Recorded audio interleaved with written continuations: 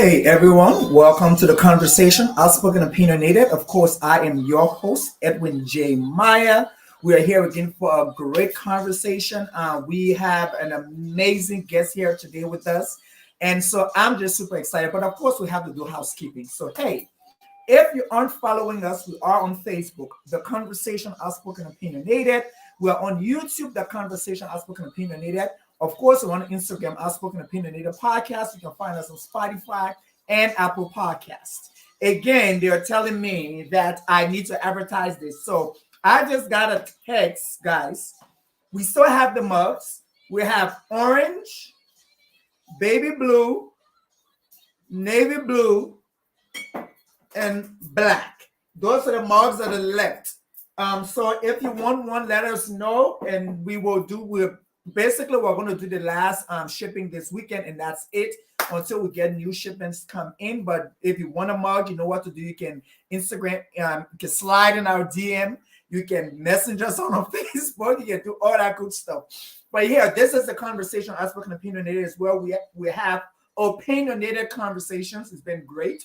The week has been good. It's been trying, but it's been great. Like I said earlier to you guys, this guest is someone I met through a book. I met her in a book first, then I met her in person, and now I had a conversation with her as well, and then I met her in another book.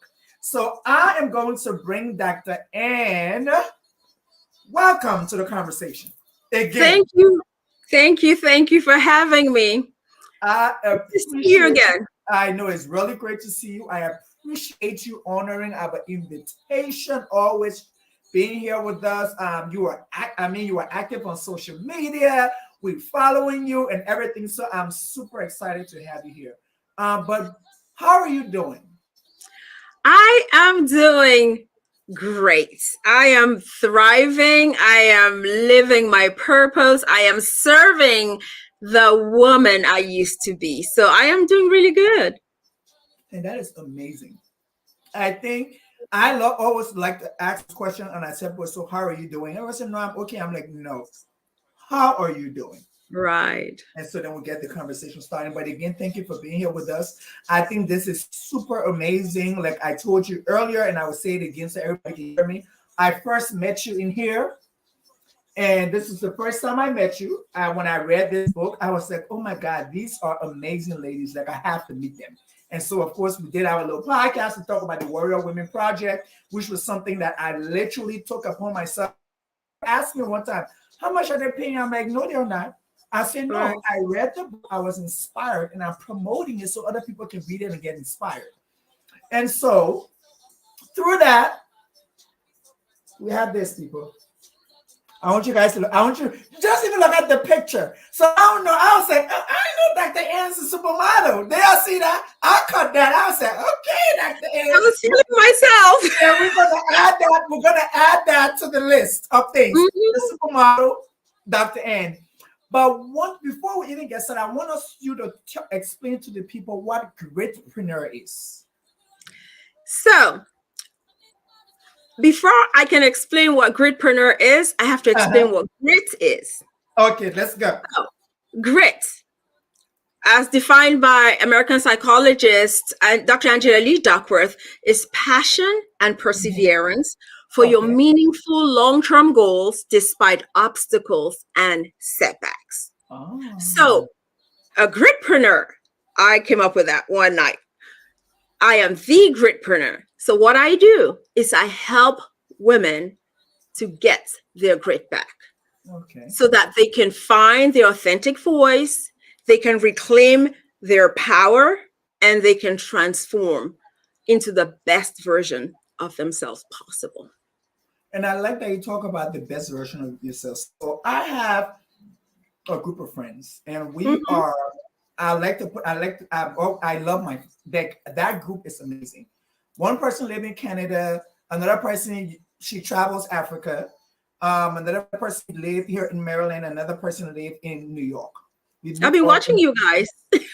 Yeah, you see, we've been I bring them on the podcast because we have worked hard on finding ourselves individually, but we also have worked hard on defining our friendship. And Right. so you just talk about people one of your things of the book is great. It's hard to find your voice, reclaim your power, and transform your life. And so I honestly, can you just talk about transforming your life? Like for a woman who is broken, and when you say transforming your life, what does that mean? So basically, as little girls, we all had dreams. Mhm. And somewhere along the line, life got in the way. Just the monotony, the everyday things, and we stopped dreaming. Mhm. And basically, transforming your life means you literally live out your dreams. You live the best version of your life possible. You just stop dwelling in the status quo. You have to grow. You cannot grow in your comfort zone. Mm. So you have to try new things. You have to dream again. You have to pursue your dreams. Literally, you have to speak with an authentic voice. You need to stop hiding behind what society expects of you. Mm. Just be your authentic self. Live your life, enjoy your life. You know, friendships, rekindle old friendships. Yeah. Just live. And you talk about that in your book as well, where you talked about rekindle friendship. But since I read the book, guys, so The Woman of Grit, How to Find Your Voice, Reclaim Your Power, and Transform Your Life by Dr.Ahne. Again, as you see on Instagram, she's Dr. Ahne, but she's Dr. Anne, Anne Burnley.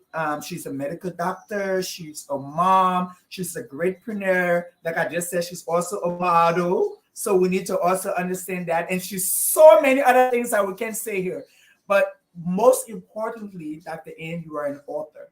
And I think for me, so for people who write, for me, it's like they give me, I love to read about people. So that's my thing. I love to read biographies. And so for me, it's like you give me that opportunity to step into your life and see who you are as a person. And that's what I like.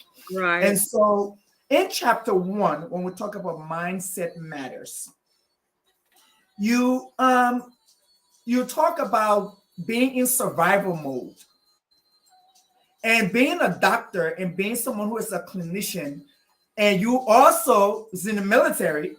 So survival mode, when I say survival mode comes to you automatically. This was a learned survival mode. Okay, so first of all, as human beings, Uh-huh. we have that flight or fight response. If Yes. there's a situation, we either run or we fight. Mm-hmm. But then that is for things that happen quickly and they're over. Yeah.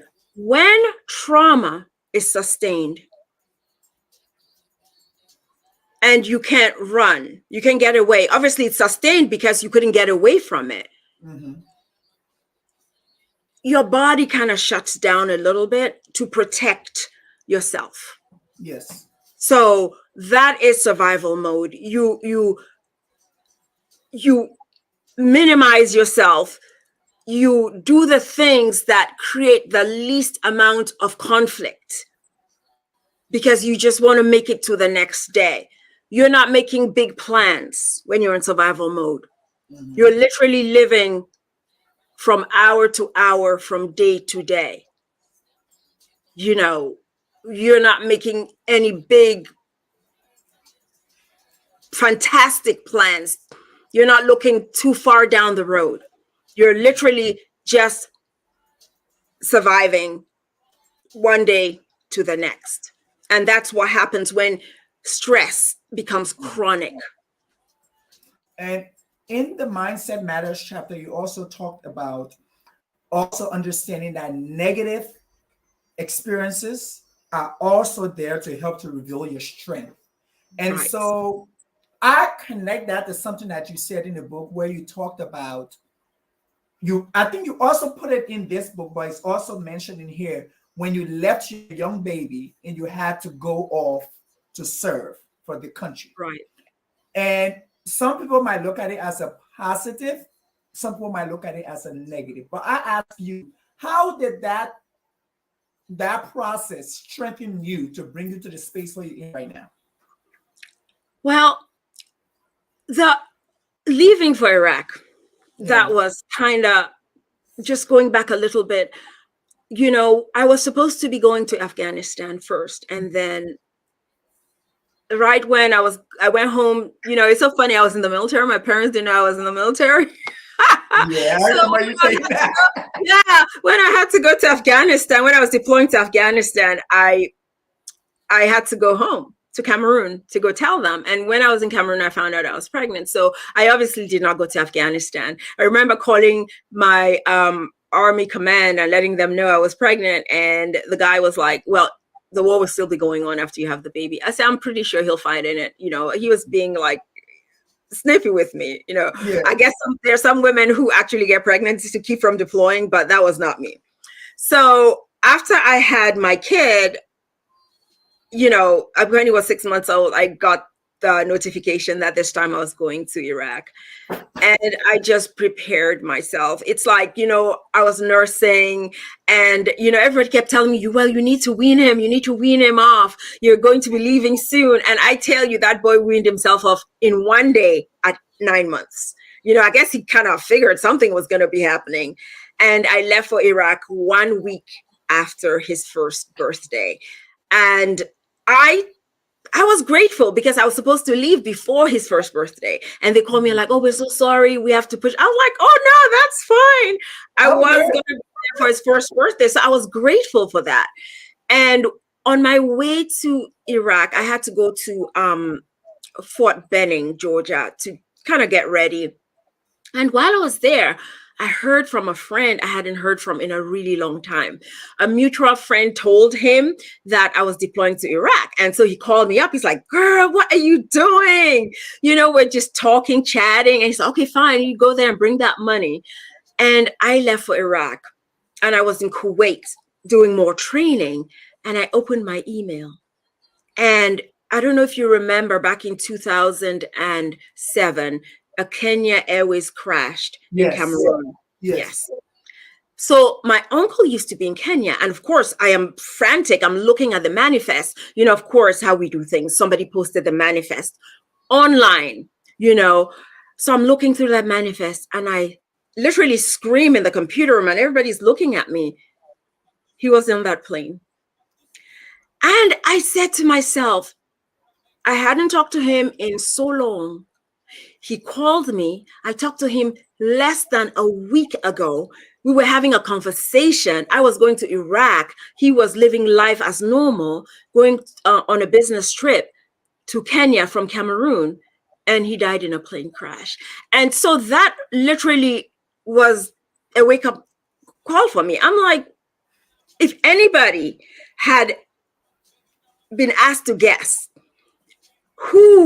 say somebody had to die within the next week, who it would be, I'm sure most people would have thought that I going to war in Iraq, probably. So literally that, my mindset changed right then. I'm like, it doesn't matter where you are, it can happen. So that for me got my mind ready to go to Iraq. I said, I'm just going to go and come back to my kid. And that was it. No combat terrorism for me.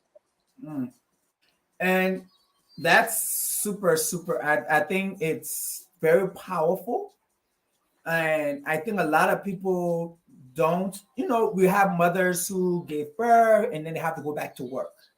But when you go back to work, you can come home to see your child.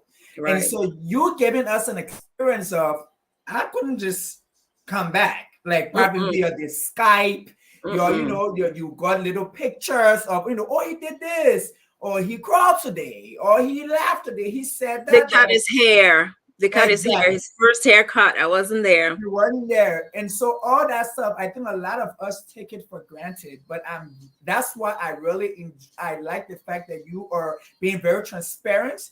I cried. Do not get me wrong. Oh my gosh, I cried. There were nights where it was after my day's work, I would cry. I miss my kid, I would cry, but I dried my tears and I kept on moving. And for us who follow you on social media, we see now he's He's a big guy now. He's He like, is a big guy. he's a He's big turning guy. 17. And for me, 16 for me is a teenager as my child. 17, I was telling him in the car today. I was like, you're about to be a man. I was like, oh my gosh, where did the time go? Where did the time go? And so you give us an experience, you give us some information about your 18 years marriage, your relationship that you had. And you first introduced it in the imposed pain, where you talk about being in a relationship and the pain you had to go through. But I can't remember what chapter it's in, but you kept on pointing on a specific incident in the entire book where you talk about you guys being in a car and where you allowed the impaired to give you guys a ride, knowing what the consequences are. But I'll be honest with you, the most important part for me was the fact that you said you had a conversation with your son about protecting him. And so I just want you to tell us, why is it important for not only our parents, for people who were giving authority over us to protect us, and in a moment they didn't protect us, but they're able to acknowledge that? I think it is really, really important. I don't know specifically about you, and you have to forgive me. I'm not too far from Andrews, so you can hear both of us. Let me tell you, I live in District Heights, so I'm down the street.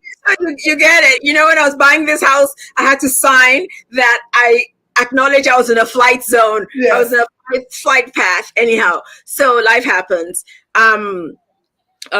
Oh gosh, I lost my train of thought. Okay, so I was talking about the system I grew up in. When your parents said something, it was law. Yeah. Okay. But with me, the way I parent, I never want my child to think I am perfect, because if you make your child think you're perfect, then they start trying to hold themselves up to perfection. And then we know none of us is perfect. So that when they fail, they think that this is out of the ordinary. So for me, the kind of parenting I do, I tell people, I said, I allow a certain amount of talk back up to a point, because I need to hear his opinions, because I want him to be able to come to me when there's something difficult. He's facing something challenging, especially as a teen. And then I have two of his cousins, young men, who are also there, because, young boys sometimes may not want to talk to their moms about maybe girls or whatever.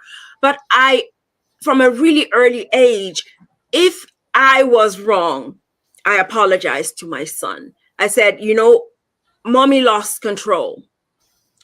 It's on me. It's on me. I am sorry. I need to do better. But what that does is it makes that child realize that I am human. I'm not perfect. So of course they are not perfect too. So they can have these conversations. We have really deep conversations, but because I've allowed that level of comfort that he can talk to me, but of course there are times where I will yank him back. If you cross the line, I'm like, oh, no. I am not one of your buddies. I'm your mom after all. But I still had to let him know this was not okay. Mommy was not at her best. I should not have allowed this situation to occur. So that he doesn't think I'm condoning it. Yes. He doesn't think I agree with a situation that was the wrong situation. Because I think, for example, talk about drinking and driving. If we're not having that conversation, if I'm not telling him this is not okay, then if he finds himself in that situation, I want him to be able to call me, hey, mom, tell me what's going on. I'd rather you are safe. We'll deal with everything else later. We have a family account for Uber and Lyft. I don't care where you are. If you're in New York and you can't drive back, call me. I know somebody in New Jersey. You Uber to New Jersey, you spend the night there, and you come home safely. So I think as parents, we need to change the way, our parents did the best they could with what they knew. Yes. I think when we know better, we need to do better. People harm their children. I don't care what anybody says. People harm their children. And then they start gaslighting them later. Like, oh, this didn't happen or that didn't happen. Oh, you didn't feel this way. You can't tell somebody how to feel. How to feel. Yep. You cannot tell somebody how to feel. They felt the way they felt. It is what it is. And I like that you said that, so my siblings and are going through a time where our parents are older and we're kind of taking care of our parents. And we have to have conversations. Literally, we're on the phone like for the last 3 weeks. We've been on the call like every day. We're on the phone for like hours. And so it's like, I see the fact where, we know the faults, we know the issues. This is what it is. This is what it is. But at the end, it's funny because my younger brother will bring us back together. He said, okay, so this is what's happening. This is how it's going to be. And for me, I'm so appreciated because I see the difference in my siblings. And I see the fact that, my dad was this guy who he loved to have conversations. Okay, so what's going on? Why you did this? That he wants to talk about it. And I see him in all of us. And because of that, we're able to do that. And so I just appreciate the fact that, like you said, that parents there are parents in this world who don't make it to seem like they're perfect. You're right. They are not perfect, so they can help you guys to understand that. But you talk a lot about, in the book, there was a lot of places where you talk about restraint and being mindful of certain things and controlling yourself and stuff like that. And there is a moment where I can literally relate with you. It's where you talk about how you will get when you hear about your ex, or when you see an email, or when you get a text and you're co-parenting. So this person is going to be in your whole life like, what? Yeah. What? Yeah. And so for a moment, I think a lot of people don't understand the emotional restraint that you have to give. And so I don't know if you can just give us some words of encouragement when it comes to that. Right. And, certainly I talk about emotional restraint. Yes. I wrote a book about restraint, self-discipline. I will confess, I'm still a work in progress. I am still a work in progress because there are certain triggers.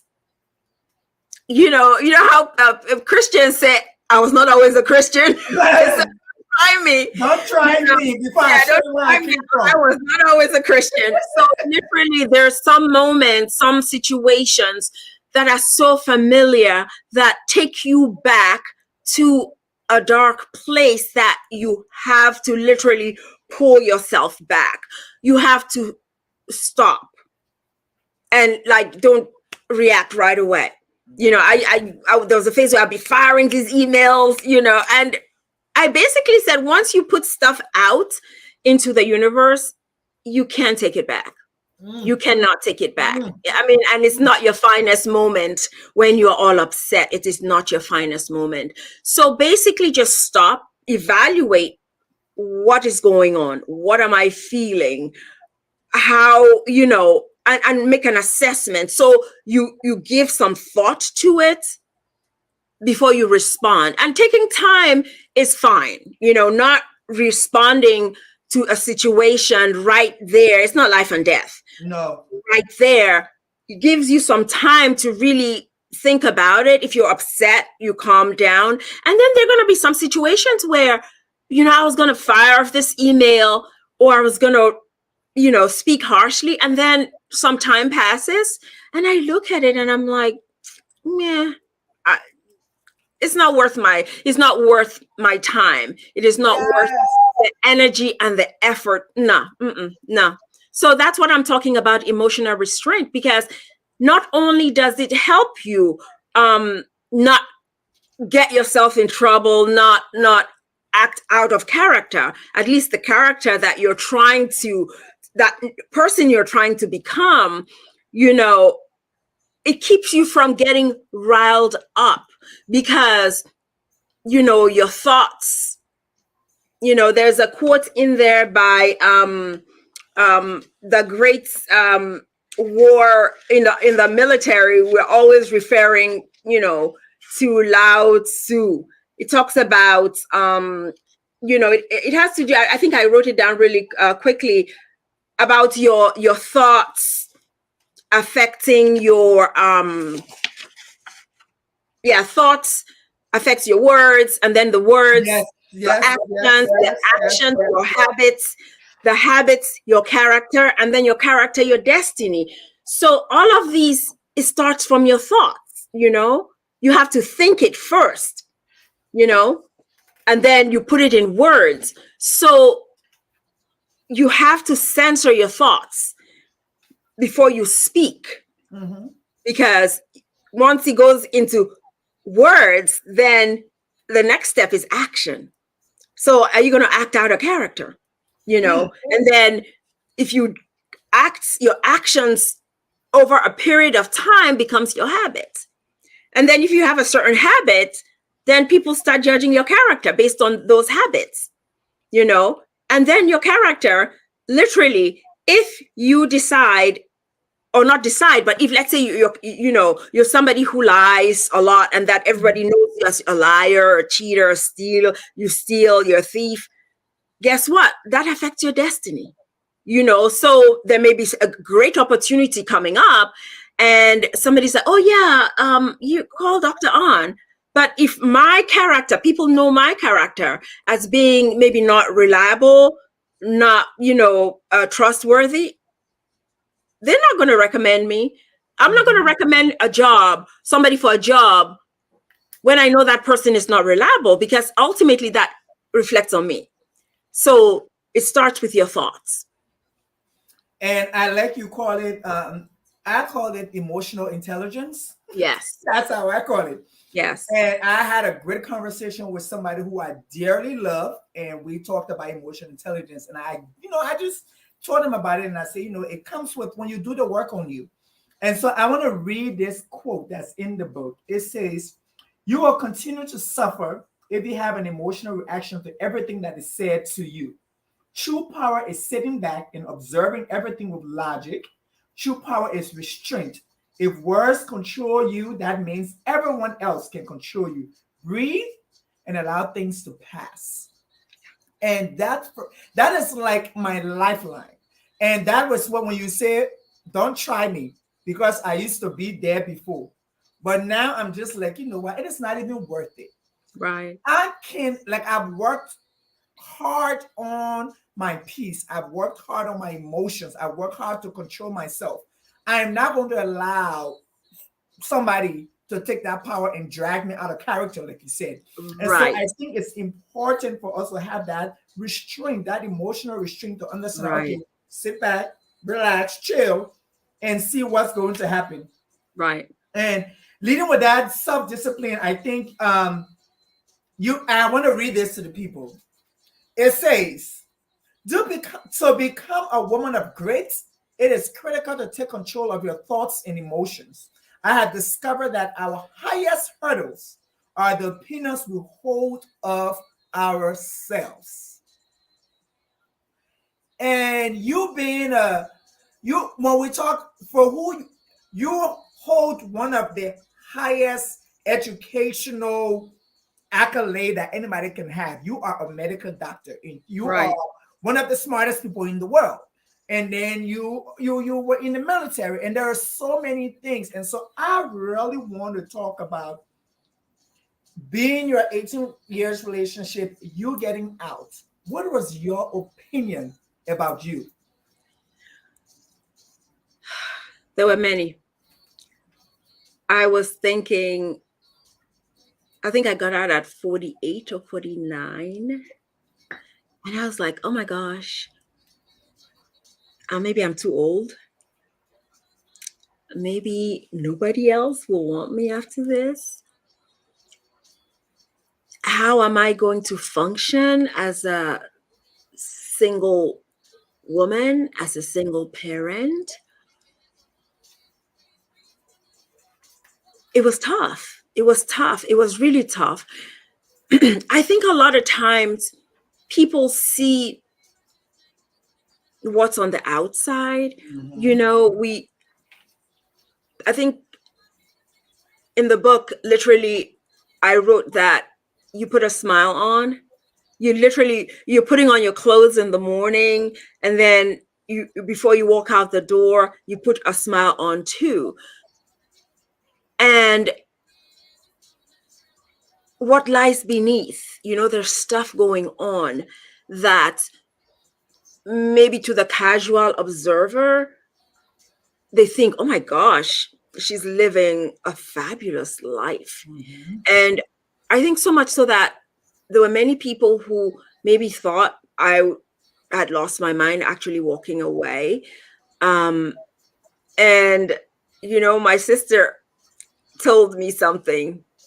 She said, if you see, I'll actually reverts to my Cameroonian accent. She said, if you see an African woman run out of a house, you need to find out where the fire is before you get to it. So, there's another expression, African expression, in Cameroon, they say roof covers Mm-hmm. literally everything. So you have no way of knowing necessarily. Everybody maybe looked at me during that period and thought, oh, well, yeah, she's doing fine, she's living a charmed life, when I was really struggling. I mean, remember that trip I told you about that I went to see my parents? Yeah. My dad And you know I talked was. about it with your dad asking you the Well, question. one morning, yes, we're sitting at breakfast and we're having this, just chatting. He's eating his fruit and I'm just chatting with him, waiting to gently, break the news. That was before I found out I was pregnant. And he said, what is going on? He said, I see such sadness in your eyes.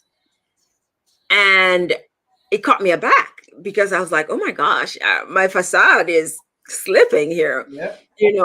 I was putting on a good facade, and everything is not what it seems. And that is why this book is so important, because for me, it was difficult to get to this point where Mm-hmm. I could put not pen to paper, but finger to keyboard to type up some of this stuff. Because for the longest time, I just did not. I was just working on myself, and I was like, my healing was fine until it's actually Dr. Lulu. We're having this conversation, and I'm talking about everything else. Lifestyle changes. Da da da da. I was going to go into that lifestyle coach and all of that, and we're having this conversation. And Dr. Lulu said, "You need to talk about this thing," and I'm like, "No, no, not doing it. Not doing it. Not touching it. Third rail. Not touching it." And I ran away from this, and I ran away from this for a long time. And I have to be honest, what really freed me to be able to speak my truth was breaking some trauma bonds. Mm-hmm. Um, because when you are in a situation, I don't care how bad the situation is, if it has been sustained for a really long time, you are bonded Mm-hmm. by trauma Yep. to that person. And it is a process to break that bond, because there's some kind of loyalty you have that keeps you from speaking your truth. And breaking that trauma bond for me, which meant setting hard boundaries. Because when you've been in that kind of chronic toxicity, you you don't have boundaries. You No. literally don't have boundaries. Yeah. You stop having boundaries, and if you have boundaries, they're really weak. And if they're not weak, you just let them fall every time. I set some really hard boundaries, and then worked on that piece of myself, trauma work. And I'm part of this book is cathartic for me. Yeah. Just speaking my truth, but also if it helps just one woman, then it accomplished what I wanted it to do. I am serving my purpose. I am serving that woman that I once was. That's why I do what I do right now.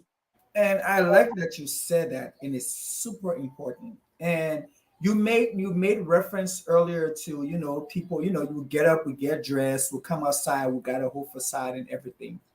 And I did something a couple of months ago, and there was this TikTok video that says post a video about the time that you were in your lowest moment. And I posted a video when I was in Spain. I will never forget. It was my 35th birthday. My two best friends took me to Spain for my birthday. But I was at the lowest point in my life. I'd lost everything that I had through my Mhm. divorce and everything. But I was in Mhm. Spain, living the Right, best life, popping bottles and doing all that. So right, when I posted that right, video, my right. cousin called me immediately. And there's one of my cousins who we're just cool and everything like that. And she's like, "What?" She said, "That was your lowest moment?" I said, "Yes." I said, "That was my lowest moment. I was 35 and I was literally Mhm. starting life all over. Over. I was Mhm. starting all over. I was literally in my car, sleeping Mhm. in my friend in a room in one of my friend's house." I said, I was at the Right. lowest point of my life. She literally was like, "Oh my God." We were sitting there watching you in Spain and thinking you were Thinking you living were the living best the life. life. Yeah, I Yes. said, yeah. And so with that, and when I posted that, even somebody asked me, "Why did you post that?" I said, "Because not everything we put out is the authentic reality of who we Of are. what? Absolutely. We gave social media what needs to be given to social media. And so for me in my life, I wanted to break that cycle. If I don't put it on social media, it doesn't need to be there. If I put it there, it Right. needs to be there.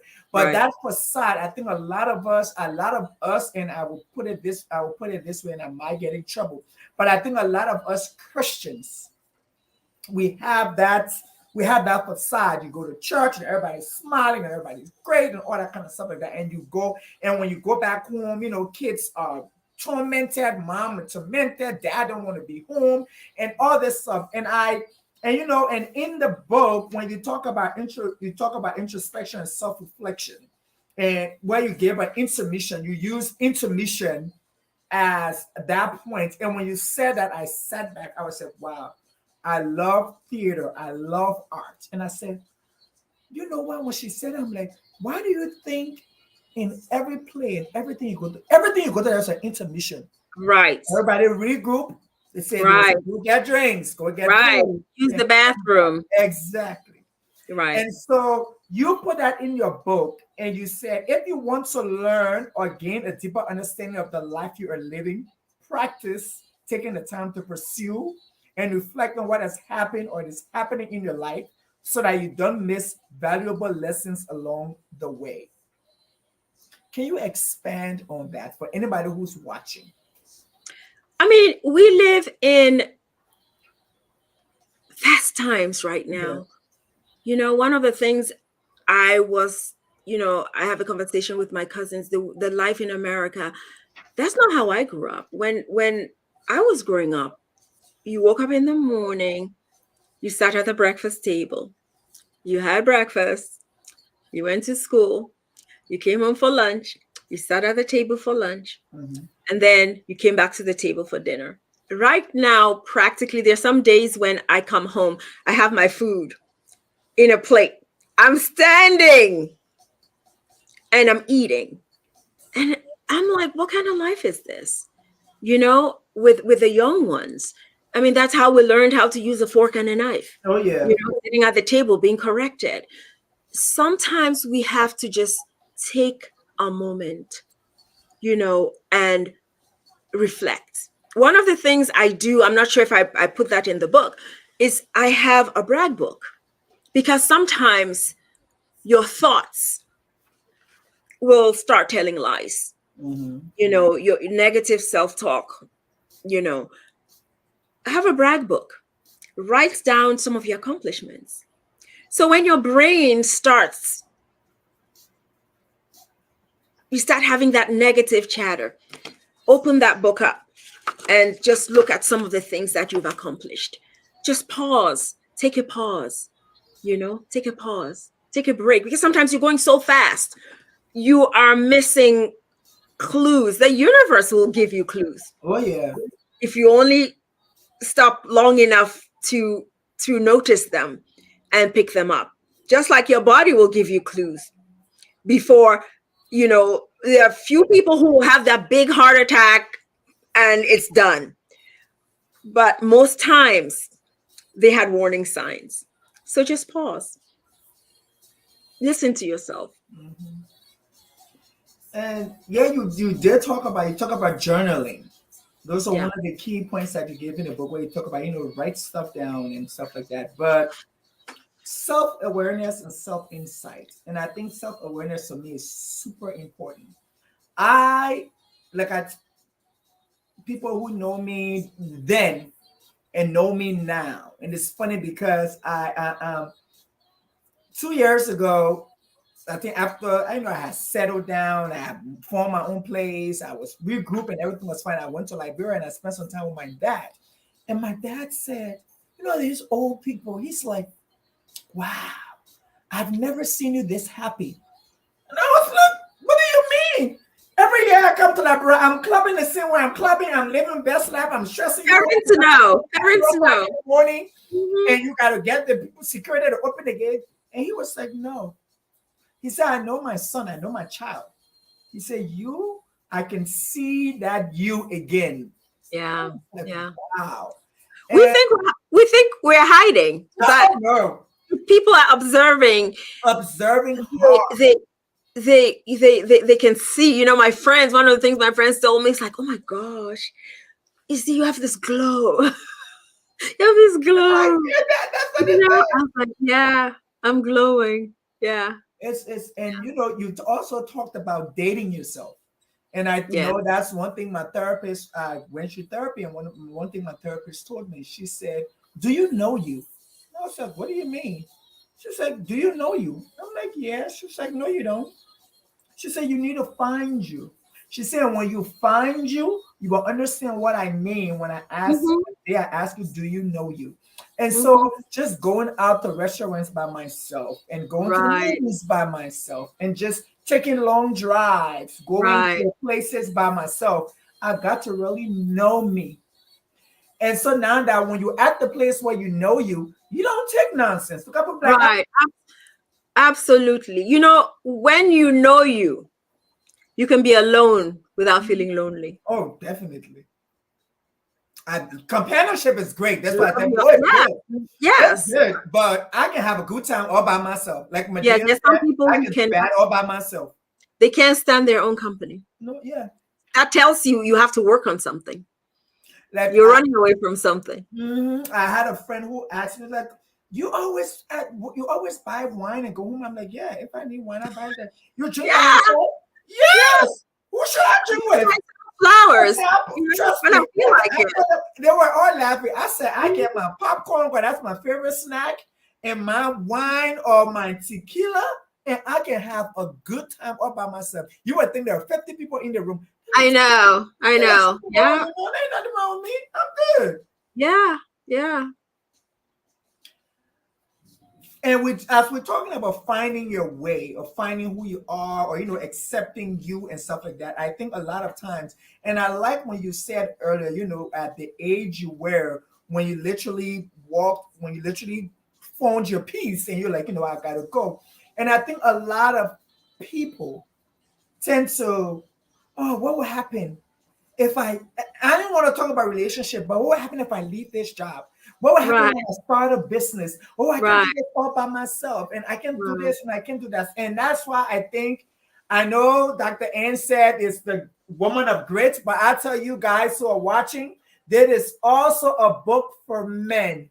You can get, I've gotten so much information. I'm like, okay, this is a guide for me.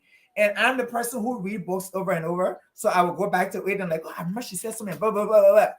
But that's just me. But soul working and finding your way. You talk about spiritual development. And for me, that is super important. I am a spiritual person. I love my God. I love Jesus Christ. I understand spirituality and all that stuff. And so when you talk about spiritual development, understanding your purpose in this life, I really want you to talk about it. And why I'm asking you, Dr. Ann, is because you are a medical doctor. You are an author, you are a mom. And so when people obtain all those accolades, they think that's their purpose in life. Yeah. And can you really break it down for us? Yes. So a few minutes ago, I just talked about, we in the book, I talk about going into introspection, my Mhm. introspective phase, asking why me? Why did this happen to me? And I came out of it with my why, with my purpose, which is to help other women get their grit back so that they can find their voice, reclaim their power, transform their life. From the time I was a little girl, I wanted to be a doctor. So if you had asked me 5 years ago what my purpose in life was, I would have told you a physician. But where I am right now, I was listening to the Mel Robbins podcast, and her guest basically said, when you're living your purpose, you're serving the person you used to be.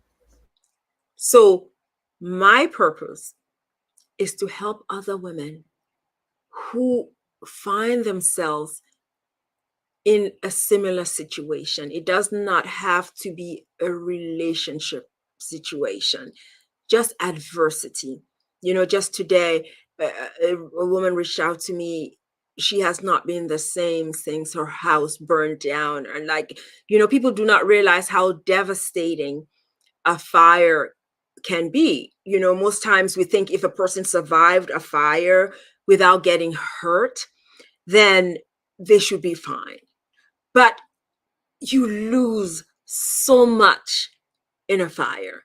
You lose your pictures, you lose your licenses, you lose certificates, you just lose some of the essence of who you are. So that, you know, it's for me finding this purpose at this point in my life where I am serving the woman I used to be. I am becoming that woman. I am that woman that I needed, when I was going through. For me, that the reward is just more than going to work, getting a paycheck. I understand, being a physician, that is honorable work. But my purpose right now is to serve the woman I used to be, to help other women. That's what I live for right now. And I love that you added that to the book where you talked about, the spiritual development and finding your purpose. And because through my journey, I found this quote. I can't remember who said it, where it came from, but the person said there were two important days in your life: the day you were born and the day you find out why you were born, Okay. which is your Okay. purpose. And Right. that for me really, like, it literally, when Oprah says you had an aha moment, like, I Mm-hmm. literally read that thing. I don't know where I got it. I can't remember who said it, but I don't know if it was on the internet or in a book. And that really struck me. I was like, wow, Like we look at so many other things in our life. So I got this and I got this Yeah. degree and I met the president and I did this and I did that. Like and you like, how important is that? Yeah. You find out your purpose in this life. And That means it's so sad. Some people die without finding their purpose. it's like somebody said, if you want to know all the great ideas, go to the graveyard Yeah. because that's where it's buried. Yeah. It's and so the purpose in life, and that's why I say I love this book because it's such a guide. It gives you an understanding of who you are as a person, but it also gives other people the understanding to find out who they are. Who are you? Mm-hmm. Like, And I want to do a disclaimer because in the book, it is so neatly organized. mhm, Growth. You go from the G to the yeah, R, to the the I, I to to the the T. T. That is how, when I looked back, I looked at all the things, the lessons I learned, all the things that helped me. I was able to organize it in this format. But when I talk about introspection, I didn't carve out, okay, we're going to do 6 months of Uh-huh. introspection. No, it was bits and pieces, 2 steps forward, 1 step back. Yep. So I just want people to understand when you're going through your journey, you say, oh, well, but Dr. Ahne, she laid it out really nice. I thought I should, move from G to R, from R to I, from I to my transformation. Where's my transformation? It is, you go in and out the different phases. Mhm. You do them all together. You do one by itself. I mean, literally. So I just want people to know that, it's not as perfectly lined. It doesn't play out as perfectly as is laid out in the book. And so, as we, you talk about, you talk about metamorphosis and becoming a woman of great, but I enjoy this section of empowered to become a woman of great. And I don't know for me it was the word empowered because I feel it's such a strong word, and a lot, and we've seen over the last couple of years that empowerment for women has been dwindling down. And so when you talked about empowered to become a woman of great, and so that real transformation, can you just expand on that before we leave? I think that, empowering women. I grew up in a household where my mom did a lot of work with women. My mom was always empowering women. My mom was always coming up with projects. She was always involved in things. She was like a serial entrepreneur.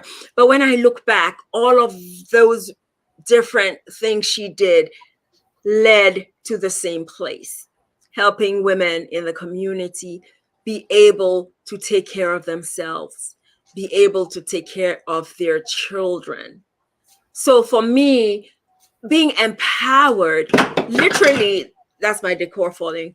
You have the authority, you recognize that you have the power to influence your own life. You get it. I think it's an aha moment to be empowered. It's Yeah. like, oh, I can do this for myself, and I think that we as women, when we get there, we need to reach back. We need to encourage the younger women. We need to let the high school girls know you're a queen, you know, encourage them, mentor them, let them see that there's a different way. you know for me, just making, when you empower a woman and she gets it, she gets that transformation. It's not an easy process, Mhm. but when it starts happening, for me, it's so worth it. It is so worth it. It's the other day I heard one lady, she was speaking something and she said, I am not a strong black woman. I am not this, because strong black woman means that, I don't hurt. She said, but what I am is I am a self-sufficient woman. And I was like, wow, that is so powerful. She said, that's who I am. She said, I'm not gonna. She said, oh, I like the companion. Or I want a man to pay for my mortgage and pay for my this and pay for my that. But I'm self-sufficient because if the day he can't do it, I can still do I it. can do it myself. Yes, And so when absolutely. she said, I was like, wow, a lot of times we don't really focus on that. But Dr. Ann, this is super, super amazing. I want to Thank say you. thank you so much for giving us the opportunity to walk in your life. For us My, to yeah, for us to yeah, see you for for just giving us an opportunity to know right. you, to know who you Mhm. are, and just to understand because like you said earlier, people see you, and even now people might still see you, and when they read Yeah. this, they're like, oh, she went through that. Oh my God, why did she do that? And because it's like, and so it's like it's super super powerful. And for everybody else who's watching, Dr. Ann is going to tell us where we can get this book. I got the link up, and Dr. Ann, just go for it. So the book is available online. You can get it from my website, drahne.com/books. It's also available on Amazon and Barnes and Noble, Walmart online. So pretty much wherever great books are sold, you can find my book. There you go. You said drann.com slash Mm-hmm. book. /books. Mm-hmm. Okay, folks. You So, can purchase. guys, you got it here. This was such an amazing conversation. I think I don't know about, but I'm going to say this. I think we would need some kind of guidebook or study guide or something to go with this book. If you go to my website, you'll Uh, notice that I'm building my course. thank So there'll you. be a course and there'll be a workbook and there'll be modules to go through to really take a deep dive Yes. into it. This is just like a framework, Yes. but to really make a deep dive because everybody's it is different. Mhm. Not everything works for everybody. So this is just a framework on which to build. So the course is coming And by, I think, yeah, and I think, and I know it's Woman of Grits, but I really appreciate it with some of us, my friends say the Adam gender can I have know, I know. access. We need help too, Tell people. you, I'm an authority on being a woman. I did not want to dare even impose, I stayed in my lane. I know this woman lane. So that's Well, why, we're asking, yeah. if we can just maybe we can attend the class Yeah, and get our you know what? input, Nothing yeah, and keeps, stuff like yeah. yes. Yeah, I don't check gender when you come to class. Okay, I know, because Yes, okay, absolutely. so we would love that. But Dr. N, I Yes. want to say thank you so much for honoring the invitation for being here. It's Thank always you. an honor and a pleasure to just have so much wisdom being in the same space with me. And I want to say thank you so much. But before you leave, is there anything you can leave the audience with? I have this thing I say at the end of my podcast. I say, as always, remain ever grateful and never quit. And I mean, never quit on yourself because there's some people you need to quit. Mhm. There's some things you need to quit. But the one thing you should never quit is quit on yourself. It's always darkest before dawn, but light comes in the morning. So if you're struggling, get help. I'm available on social media. You can reach out to me from my website, and let's talk. Well, Dr. Ed, thank you so much for being here with us. We appreciate you. And until next time, we say Yes, God bless you. because there'll be a And next time. I know. oh, there will be a next time. Oh, there will always be a next time. If you Yes, didn't know, there will be a next time absolutely. because I will be calling you because Okay. we need, when the class comes, we need to do this. But I will Okay. be calling you and I really appreciate you. So thank you so much for being here with us. Okay, then. Thank you so much. And you have an amazing evening. You too. You too. Take care. Bye. Thanks for having me. So, guys, that is it. That was Dr. Anne Burnley, Dr. Anne Ahne on social media. We're asking you the book is Woman of Grit, like she said. It's on her website. You can go to drann.com/books. You can go to Amazon. You can go to Barnes and Noble. You can go to anywhere they sell books. It's available. If you're thinking about it, slide into our DM and we can direct you as well to go. But of course, and always, this was the conversation, outspoken and opinionated. I am the host, Edwin J. Meyer, and I said thank you guys for watching. It's been a great night, and I am signing out because it's Thursday and I've got to go. I got to go.